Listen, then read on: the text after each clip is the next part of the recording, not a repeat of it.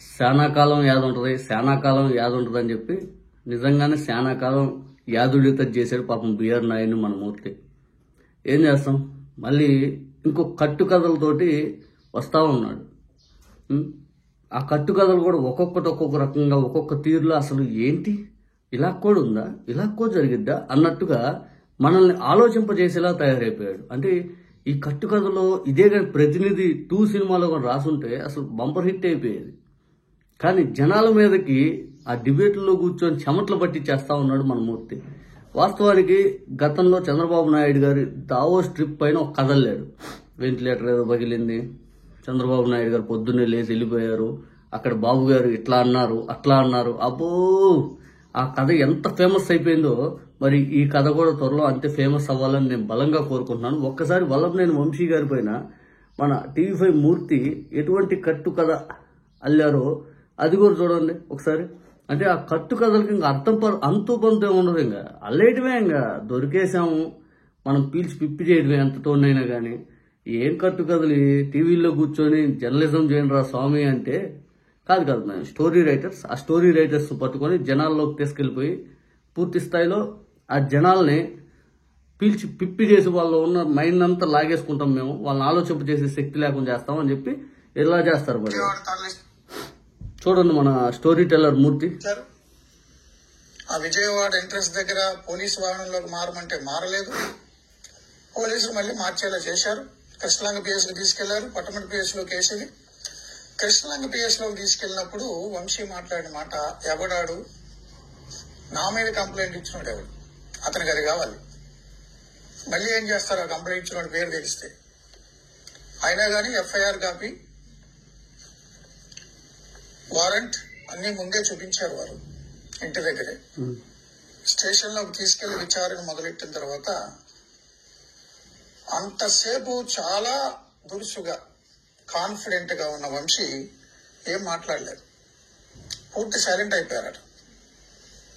మీకు తెలుసు కదా, మీకు అన్ని వివరాలు తెలుసు కదా.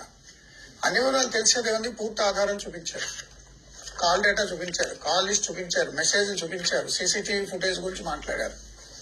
పైనుంచి మీకు ఆర్డర్స్ ఉన్నాయి, మీరు ఏం చేసుకుంటారో చేసుకోండి, ఇంతకు మించి నేను చేయగలిగింది ఏముంది సార్ అని 8 లీటర్ల మంచినీళ్ళు తాగారట. ఆయన ఏదో ఆందోళనలో ఉన్నారు, ఒళ్ళంతా చెమటలు పట్టినాయి, ఆరోగ్యం బాగాలేదేమో అని పోలీసులు కూడా వివరాలు అడిగారు. వారి సతీమణి వచ్చిన ఇచ్చారు. ఇంకెళ్ళేమరా బాబోయ్, 8 లీటర్ల మంచినీళ్ళు తాగాడంట. 8 లీటర్లు చెమట్లు పట్టేసినాయి అంట. అన్ని నీళ్ళు తాగాక కూడా, అన్ని నీళ్ళు తాగాక అసలు చెమట్లు పడతాయా ఏమో, మరి మూర్తి చెప్పాడు కాబట్టి ఏమైనా పడవచ్చేమో. తర్వాత ఆ చెమట్లు పట్టిన దానికి దగ్గర నుంచి చూసినట్టు, ఆరోగ్యం బాగలేదు 5 అంటే రిమాండ్కి వెళ్ళే ఖైదీని లేదా కోర్టులో ప్రొడ్యూస్ చేసే ఖైదీని ఖచ్చితంగా ఆరోగ్యంగా ఏదైనా టెస్టులు చేస్తారు. మరి ఈ కథ ఎందుకు? డిబేట్లు ఇంతమంది ఆడపిల్లలు చచ్చిపోతున్నారు దాని గురించి పెట్టండి రా బాబోయ్ అంటే మేము పెట్టాం. రైతులు గిట్టుబాటు ధరలాగా అల్లాడిపోతున్నారు రా బాబోయ్ అంటే మేము పెట్టాం. పథకాల గురించి చంద్రబాబు నాయుడు గారు హామీలు అమలు చేయట్లేదురా బాబు దాని గురించి చెప్పంటే అది మేము పెట్టాం.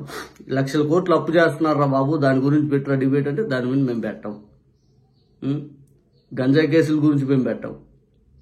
లేకపోతే రాష్ట్ర ప్రజలు ఇట్లా ఈ ఇబ్బందులు పడుతున్నారా బాబు దాని గురించి పెట్టండి. కనీసం ప్రభుత్వ ఆసుపత్రిలో మందుల కొరత ఏర్పడిపోయింది దీని గురించి పెట్టరు బాబు అంటే దీని గురించి మేము పెట్టాం.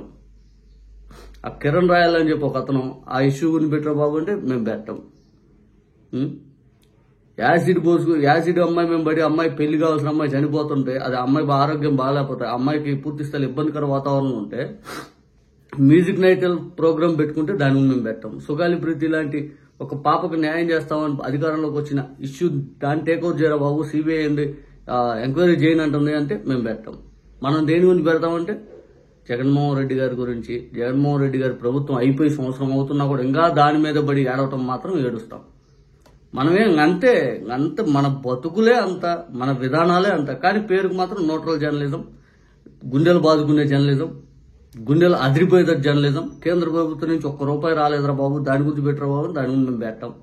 బడ్జెట్లో కనీసం మనల్ని ముఖాన్ని గాండ్రి చుమ్మేస్తున్నారు బాబు అంటే దాని గురించి మనం పెట్టాం.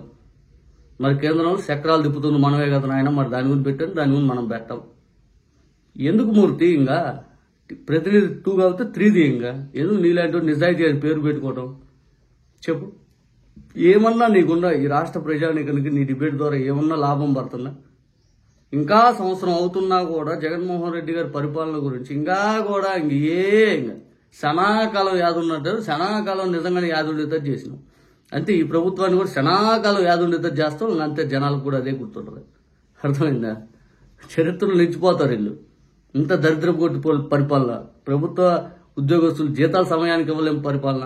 ప్రభుత్వ ఉద్యోగస్తులకి ఐఆర్ పెంచుతాను దాని గురించి ఏమి ఇష్యూ లేదు, అసలు మాట్లాడలేదు. పిఆర్సీ చైర్మన్ నియమించాలని దాని గురించి ఇష్యూ లేదు. దేనికి ఇంకా ఇట్లా కట్టుకోదలు చెప్పడానిక? కనీసం ఆ పిఆర్ టీమ్ లేకపోతే ఆ స్టోరీ రైటర్స్ ఎవరో చెప్పండి రా బాబు, మేమన్నా వచ్చి మేమన్నా నేర్చుకుంటాం. ఇంత దారుణంగా ఎలా ఉంటారా మీరు? ఇంత దారుణంగా, ఇంత నీచ నికృష్టంగా మీరు డిబేట్లో కూర్చొని మంచి ప్రజలకు ఏం జరుగుతుంది, ఏం జరగాలి, ప్రభుత్వాన్ని క్వశ్చన్ చేద్దాం, ఈ ఆలోచన లేదు మీకు. ఎంతసేపు గతం గతం గతం గతం. ఇప్పుడు ఏం జరుగుతుందో చెప్పండి ప్రజలకి. ఇప్పుడు అసలు ఏం జరుగుతుంది? మ్యూజికల్ లైట్ బదులు అదే ఆ పాప ఎవరైతే ఉందో మదనపల్లి అమ్మాయి, ఆ అమ్మాయి కాడికి పోయి పరామర్శించవచ్చు కదా, ఇదని ఒక మాట అన్నారా? అసలు ఏ ఇష్యూ మీకు కనపట్ల. ఇంకా కూడా మీకు జగన్మోహన్ రెడ్డి గారి పేరు చెప్పుకుంటే 4 వ్యూస్ వస్తాయి, ఒక 4 రూపాయలు డబ్బులు వస్తాయి, లేకపోతే మీ మీడియా సంస్థ రన్ అయింది. మీరందరూ జగన్మోహన్ రెడ్డి గారికి గుళ్ళు కట్టాలి. నిజంగా మీరు బతుకుతుందే జగన్మోహన్ రెడ్డి గారి పేరు పైన. ఆయన గుళ్ళు గోపురాలన్నా కట్టండి.